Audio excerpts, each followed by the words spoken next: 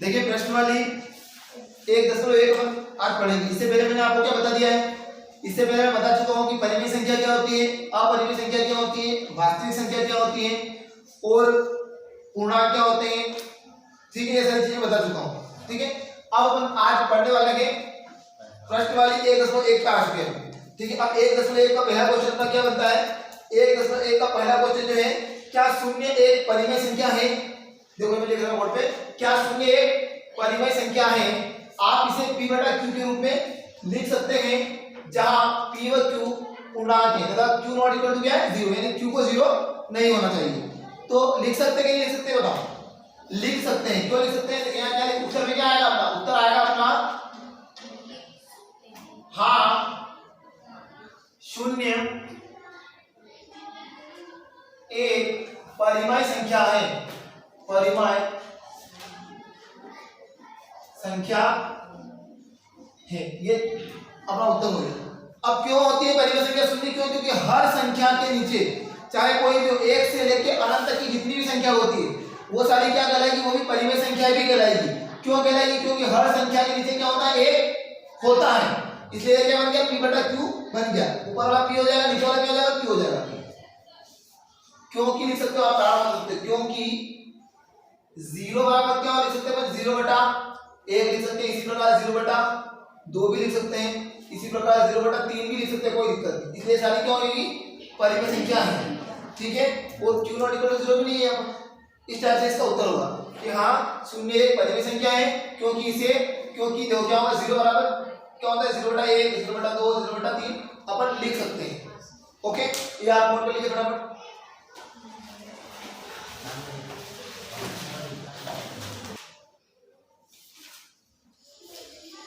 देखिए अगला क्वेश्चन क्या है, 3 व 4 के बीच 6 परिमेय संख्याएं ज्ञात कीजिए। मतलब क्या करना है, 3 और 4 के बीच में क्या करना है, 6 परिमेय संख्याएं ज्ञात करना है। अब यहाँ पर करते क्या है, अगर आपको पूछ रहा है कि 6 परिमेय संख्या, तो आपको क्या करना है, 6 + 1 करना है, यानी कितना हो जाएगा, 7 हो जाएगा। तो 7 का गुना इसके ऊपर और नीचे दोनों करना है। कैसे देखिएगा, हाँ लिखते देखिएगा, हाँ में 6 परिमेय संख्या के लिए, इधर ध्यान दीजिए, क्या करेंगे, 6 + 1 बराबर 7 हो गया। अब देखिए यहां से क्या करते हैं, इसके लिए क्या करेंगे, 3 बराबर हो जाएगा 3, देखिएगा 3 बराबर कितना कर लेंगे, 3 गुणित 7/7। इस 3 में क्या करना है, 7/7 करना है, तो टोटल कितना आ जाएगा। इसी प्रकार यहाँ क्या करेंगे, देखिएगा तथा 4 में क्या करेंगे, 4 बराबर कितना होगा, 4 गुणित 7/7। ठीक है, अब देखिएगा क्या हो जाएगा, बाकी क्या हो जाएगा, अतः 3 व 4 के बीच परिमेय संख्याएं, देखिए क्या हो जाएगी अपने पास, यहां गुणा कर लेंगे, कितना हो जाएगा, 7 21 बटे में 7 हो जाएगा। ठीक है, अब इसके बाद चलते जाओगे, 21 के बाद क्या आएगा, 22/7, 23/7, 24/7, 25/7। कहां तक जाना, 7 से 28 तक जाना है ना, 26/7, 27/7, कितना 7 से 28 और लास्ट में कितना आएगा, 28/7। तो ये 6 परिमेय संख्या, ये जो इनके बीच में हो जाएगी, कौन सी वाली, ये 6 परिमेय, देखो 1 2 3 4 5 6, 6 परिमेय संख्या। ठीक है, तो ये अपना कितना 3 था, इसका काटेंगे तो कितना है, 2 7 अनुसार 7 21, 7 अनुसार 7 28, 3 और 4 के बीच कितनी परिमेय संख्या होगी, 1 2 3 4 5 6 7। इस टाइप से आपको करना है, ये अपना क्या हो जाता है, यहाँ पर आंसर हो जाता है।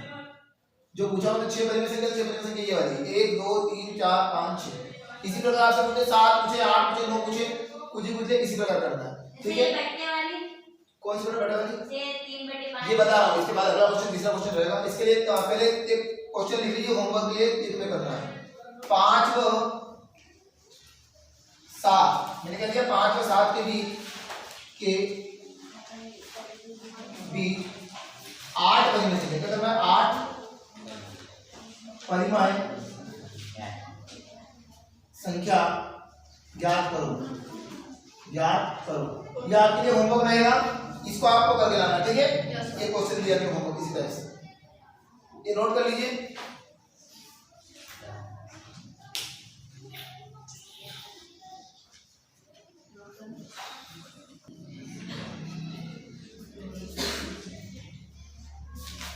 देखिए अगला प्रश्न, इसके बाद वाला तीसरा क्वेश्चन है ये। तीसरा प्रश्न क्या है अपना, 3/5। अब ये परिमेय संख्या के रूप में दिया है ना, 3/5 और 4/5 के बीच 5 परिमेय संख्या ज्ञात है। कितनी करना है? 5। तो अभी मैंने आपको बताया कि अगर 5 पूछे तो क्या करना है, +1 करना है, यानी कि 5 में कितना 6 हो जाएगा। ऐसे भी कर सकते हैं, और आप चाहो तो यहाँ 0 और यहाँ 0 लगाकर डायरेक्ट लिख सकते हैं। और अपन जो मैंने अभी पिछले प्रश्न समझाया वैसे ही करेंगे, ठीक है ना। कैसे करेंगे लिख लेंगे, देखिए हल में 5 परिमेय संख्याओं के लिए, 5 परिमेय संख्या के लिए क्या हो जाएगा, 5 + 1 = 6, यानी कि 6 का गुणा यहाँ भी करेंगे, यहाँ भी करेंगे, इसी प्रकार इससे भी करेंगे और इससे भी करेंगे, ठीक है। तो क्या हो जाएगा आपके पास, देखिएगा। अतः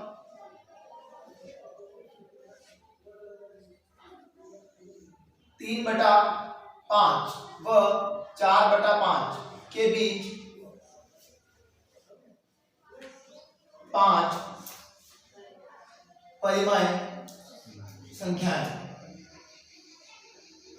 देखिए क्या करेंगे, चाहो तो पहले लिख दो 3/5 बराबर क्या बताया था मैंने, इसे देखो क्या करना है, इसमें 3/5 गुणी क्या करना है, 6 का गुणा यहाँ भी, 6 का गुणा यहाँ भी, है ना। इसी प्रकार इसमें क्या करेंगे, 4/5 बराबर क्या हो जाएगा, 4 × 6 और बटे में क्या करेंगे, 6 × 6, ठीक है। अब देखो यहां से चालू करेंगे, कितना हो गया, 6 × 18 हो गया अपना।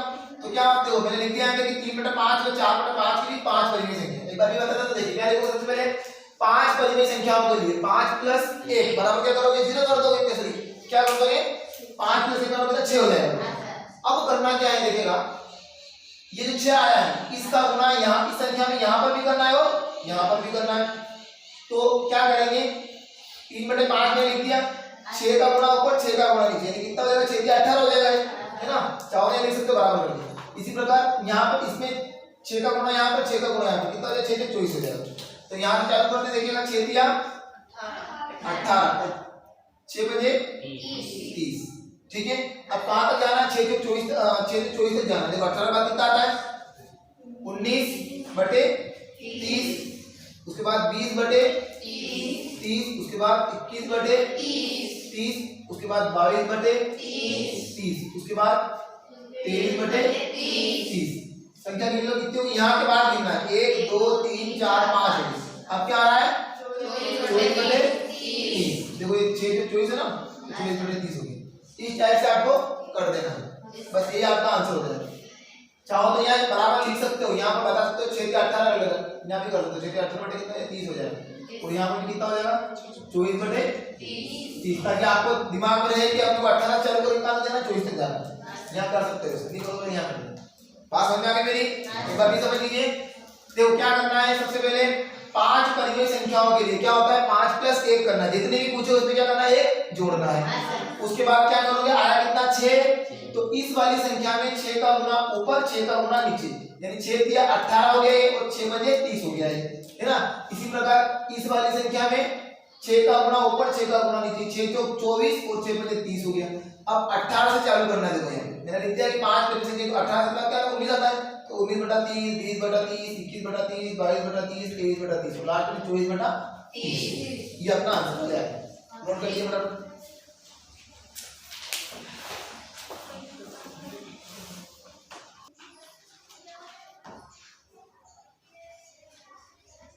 देखिए इस प्रश्न वाले का लास्ट क्वेश्चन अपना है, नीचे दिए गए कथन सत्य है या असत्य, कारण के साथ अपने को क्या करना है, उत्तर देना है, ठीक है। अपन अगर बताते हैं सत्य है तो क्या कारण बताना है, और असत्य है तो कारण बताना है क्यों असत्य है, ठीक है।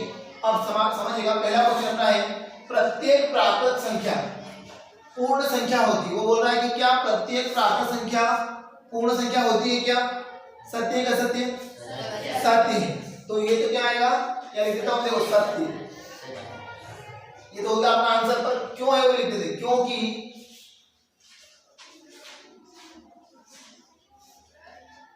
जो पूर्ण संख्या होती है उनमें क्या होती है, प्राकृत संख्या भी होती है, क्योंकि पूर्ण संख्याओं में पूर्ण संख्या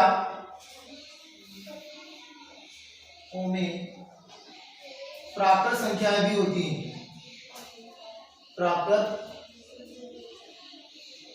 संख्या भी होती है।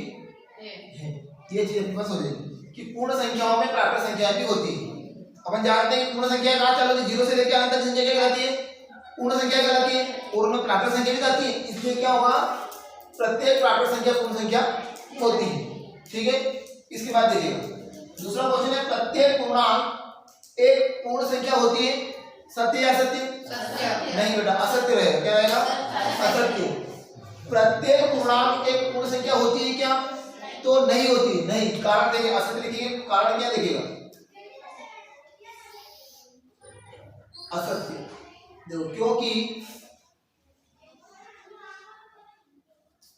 अब पूर्णांक में क्या आ जाते हैं, 0 भी आता है, 1 भी आता है, 2 भी आता है, माइनस वाली संख्या भी आ जाती है, आती है ना। देखो, क्योंकि -2 या -1 को भी लिख सकते हैं, क्योंकि -3 एक पूर्ण संख्या नहीं है।